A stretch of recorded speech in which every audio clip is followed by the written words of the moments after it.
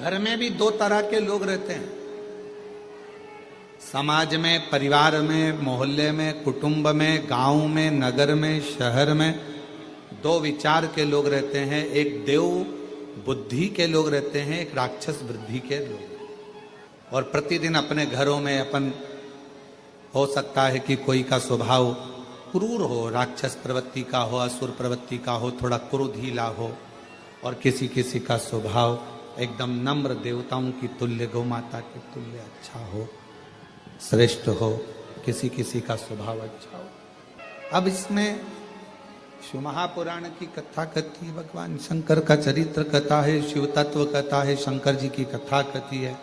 आपस में कितना भी झगड़ा हो रहा हो, आपस में कितनी भी लड़ाई हो रही हो, कितना भी झगड़ा हो रहा हो, पर आखिरी में जैसे मंथन में विष निकला, गौमाता निकली, रतन निकला, माणिक मोती निकले, औषधि निकली, उसी तरह घर में जब क्लेश होता है, एक दूसरे से झगड़ा, सास बहू का झगड़ा हो, बहन भाई का झगड़ा हो, बहन बहन का झगड़ा हो, देवरानी जेठानी का झगड़ा हो, परिवार मोहल्ले में कितना भी झगड़ा हो, और शिव पुराण की कथा कहती है इन झगड़े में आखिरी में इतना याद जरूर रखना कि सब निकल जाए मन का मेल, तब अमृत जरूर निकलना चाहिए। मतलब एक दूसरे में साझा जरूर होना, तब एक दूसरे से साझा बनाओ। जेठानी से कितना भी झगड़ा हो जाए ना, देवरानी से कितना भी झगड़ा हो जाए, सास बहू का कितना भी झगड़ा हो जाए, भाई भाई का कितना भी झगड़ा हो जाए, रिश्तेदार का कितना भी झगड़ा हो जाए, मोहल्ले में कितना भी आपस में झगड़ा हो जाए, पर शिव महापुराण की कथा कहती है झगड़ा कितना भी हुआ हो, पर बात करना कभी बंद मत करो, भले थोड़ी करो पर बात जरूर। क्यों? कितना बड़ा भी झगड़ा हो, उसका अंत बातों से होता है। हम क्या करते हैं कि झगड़ा हुआ तो बात करना बंद कर देते हैं, झगड़ा हुआ तो हमने बोलना बंद कर दिया, झगड़ा हो गया तो हमने उसका मुंह देखना बंद कर दिया, झगड़ा हो गया तो हमने बात करना बंद कर दी। मतलब वो फिर बात धीरे धीरे धीरे धीरे बढ़ती जाती, और वो झगड़ा फिर आखिरी में बहुत बड़ा घात उत्पन्न करता है, घर को, परिवार को, कुटुंब को, नातों को, रिश्तों को तोड़ देता। बात करना कभी बंद मत करो, थोड़ा थोड़ा चर्चा, थोड़ी थोड़ी बातें चलते रहे।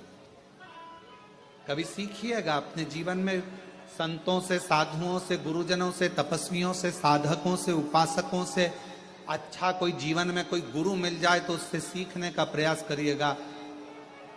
यहां तक आपको शिव महापुराण की कथा भी ये सीख देती है कि आप सीखिएगा कि कितना कितना दुनिया के कितना कितना लोग अपशब्द कहते हैं, ताना देते हैं, गालियां देते हैं, आड़ा टेढ़ा कहते हैं।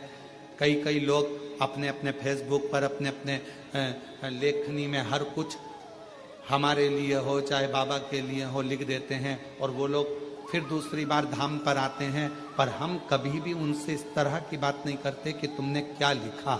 हम उनका सम्मान ही करते हैं, उन्होंने जो लिखा अपनी मर्जी से। कभी तो बाबा कृपा करेगा। दुनिया के लोग न्याय करने में जल्दबाजी कर सकते हैं, पर मेरा शंकर भगवान, मेरा कुबरेश्वर बाबा एक ना एक दिन न्याय जरूर करता है। किसी ने हमको गाली दी है तो उसको भी एक ना एक दिन गाली खाने को मिलती ही है। किसी ने हमको अपशब्द कहा तो उसको भी एक ना एक दिन अपशब्द सुनने को मिलता ही है। किसी ने हम पर उंगली उठाई तो एक ना एक दिन उस पर भी उंगली उठती ही है। ये विचार अपने अंदर, आप शंकर के भक्त, आप विद्वान हैं, आप किसी पर उंगली उठा रहे हो तो एक दिन कोई बड़ा विद्वान आपको भी मिलेगा, आप पर भी उंगली उठाए, फिर उसको भी कोई मिलेगा तो वो भी उंगली उठाए। इसलिए अपने निर्णय को, अपने न्याय को परमात्मा पर आश्रित। जेठानी ने झगड़ा कर लिया, बात करना बंद कर दिया, देवरानी ने झगड़ा कर लिया, बात करना बंद कर दिया, सास ने झगड़ा कर दिया, बहू ने बात करना बंद कर दिया, बहू ने करा तो सास ने बात, ना ना, आपस में बातचीत चालू रहने दो। कभी ना कभी ये झगड़ा एक ना एक दिन ठंडा होगा, और जब ठंडा होगा तब फिर आप और दुनिया के लोग फिर